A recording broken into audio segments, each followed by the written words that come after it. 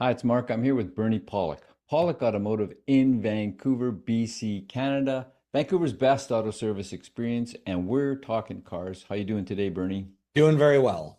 So today's guest is a 2016 G-Wagon G63. What was going on with this incredibly expensive vehicle? The front steering knuckles had some grease leaking out of them. So this has a very old style, very heavy duty front suspension and drivetrain, almost unfitting for the fanciness of this vehicle, but it's very tough.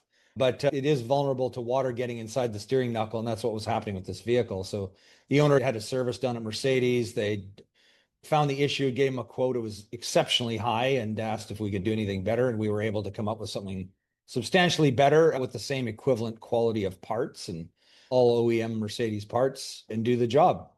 And what kind of kilometerage did this vehicle have? Only 70,000, so a youngster.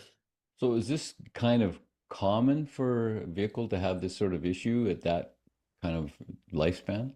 You never know if you were, say, out driving through rivers and streams, this would be an issue that could happen. I don't believe this vehicle has probably ever been through that kind of thing, as most G Wagons never really leave the road. They're a nice, fancy on road four-wheel drive. But nonetheless, moisture can get in. We live in a wet climate in Vancouver, so water can get in or snow or whatever and seep in. There's a big, enormous seal. It's a big round ball where the steering knuckle pivots, and it's got a very large seal. And if water gets into that seal, then it's all over with. It's well sealed, but it's fairly easy for that to happen. Let's go to some pictures here. Here's our G-Wagon. Beautiful G Wagon. Yep. And is this the AMG model? It's the AMG model, yeah. When you start it up, you can tell it sounds like a race car. It's got a pretty cool sounding exhaust and tailpipes that stick down the side. Not so practical for off-road, but it looks good. And we're looking at the disc brake here. So this is where the issues are happening. Exactly. Yeah, you're pointing right to where the issue is happening. So we're basically got the wheel off here. We're just getting started on the job. And yeah, the brake disc is still on. And that's with the disc with the brakes removed. And we're about to tuck into getting the knuckle apart. At the very top, just behind that bracket there, it sticks out. Yeah, right there. That's the plate that holds the bearings that hold the knuckle in place. So that has to be removed. There's four very large bolts. And then at the bottom, there's the same thing. And we pull those plates off, and then there's some seals in behind the knuckle, and then the knuckle can come off. What are those bearings doing? Is that letting the wheel turn from side to side, basically? Exactly, yeah. And there's shims in there that calibrate, so there's not excess flop and play. So it's measured out. There's certain shims, which we just replace the originals because bearings are all within tens of thousands of inches, exactly the same. So Very precise. so the brake goes on this piece on the Yeah, on the right here, yeah. and the wheels outside of that. So this is the end of the axle ultimately. That's right. Yeah. So we pull that cap off of there, and then the axle unbolts from there. And so the axle is all cased and hidden inside, which is very good for an off-road vehicle. It makes it very tough. You can crack through rocks with these kind of things. And I had a Land Cruiser once and hit a couple of rocks from time to time, not very fast. Like, oh, I think I've broken something, and the rock was crumbled. These things are built tough. Now we've gone inside this case here, Yeah, exactly. and this doesn't look good. No, this is what grease and water looks like after it mixes. This is the CV joint, the constant velocity joint on the front drive axle, and the boot is torn open. And you can see the ball, there's six ball bearings that are part of the drive, the six large ball bearings, and they're all rusted up. So yeah, so this is one of the parts we replaced. It's actually singly the most expensive part of this job, and there's two of them. Those two alone are just an insane amount of money. You can buy them for cheap on places like Amazon and eBay, but we don't do that. We put the genuine Mercedes parts in. And would there be any noise associated with it at this level of kind of damage or wear? There certainly could be. We didn't hear anything. And you would probably only hear that when you engage it and lock the four-wheel drive system in place. Right. And the CV joint, that lets the wheel literally go up and down, side to twist, to turn, and it's a magical item, basically. It is. You can do the same thing with a universal joint, but the reason they call it a constant velocity joint is because the speed of the input shaft is the same as the speed of the output shaft. Whereas with a U joint, it'll actually change because the U joint only has two planes of movement, whereas a CV joint can move infinite amounts of movement. I'm not a physicist or scientist, but that's my best explanation. And this So is here, with basically everything out, and this is the housing that we were looking at back here. this on Exactly. the Yeah. inside with all the Exactly. guts out of it. Yeah. And you can see a pool of brownish stuff in the bottom. That is water. And there should be no water inside there. Not good.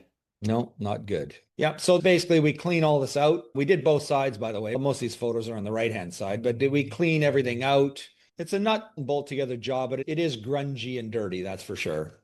And then these bearings here, the one on the right is bronzy looking because that grease has been mixed with water. And these bearings are basically for that pivot on the knuckle. I remember we talked about the four bolts that hold that Up piece. up Yeah. top here, Yeah. and can't see the other one that's down Yeah, here. yeah. So one bearing sits on top, one bearing sits on the bottom. There's a lot of parts we replace in this job. And so these are the knuckles that you can see the hubs where the wheels bolt on, and there's wheel bearings. So we replace the wheel bearings and seals as well. That's another additional amount of work because those were contaminated also. And here we're starting to look at new parts. This is a new CV joint bolted into place. You can see the brand new boot, not torn and ripped. And this is packed with its own grease. So this is where it was ripped, almost non-existent. Exactly, yeah. And here's what it should look like. There's an actual rubber boot there. Yeah. I find it interesting at 70,000 kilometers that these boots are ripped apart because most cars that have a CV axle like this, which basically sits out to the elements, the boots rarely crack or break open like that until you hit like 150, 200,000, maybe even more kilometers. So it's interesting that it's packed away in grease and in a sealed environment, yet the boot's blown apart. Engineering that seems like it should work, but didn't really work that well. And here we have it packed with grease. We use the OEM Mercedes grease in here. It's an interesting kind of light color, almost looks like Vaseline, but it's not. It does look like Vaseline. Yeah, I don't know. Maybe, yeah. Anyways, it's very expensive grease, but to me, I'm always like, why save a couple of dollars on some fluids when you might put the wrong thing in and not do the job properly? So this is basically repack the knuckle assembly. This kind of rounded piece here, and you can make out there's another one up top. That's Yeah, where these would sit. So that lets yeah, the wheel turn yeah, left and right, yeah, basically. yeah. The one thing I did not take a picture of that I probably should have, Mark, just go to the top of the pictures, and if you go two pictures down, you can see this plate has a bunch of bolts around it. This is the knuckle, and those bearings hold it to pivot. But what's bolted onto those six bolts there is a metal plate, and underneath that is a big, huge seal, and that seal's on the ball of the knuckle. That's what kind of keeps the water out and the grease in. And it's a regular service item. You should pack it with grease because when you pack it with grease, it forces any moisture out and it keeps the ball lubricated. So it keeps the seal in good shape and works. So, yeah. So I think that's the end of our show. And after all that work, happy customer. Yeah. Yeah. Car's awesome. Now, it didn't really come in going, oh, it's crunching and grinding and things are broken. It's smart to fix this beforehand because if you leave it too long, that ball can get rusted. And if it gets rusted, then it definitely won't seal well. That takes time. And they make it out of really good material so they don't rust easily. But that could happen. Or if those bearings at the top and bottom start getting loose, things would flop around. It can end up costing you a lot of extra money to fix things on an already exceptionally expensive repair job, as we're looking at. So you really wouldn't want to add anything more to the cost.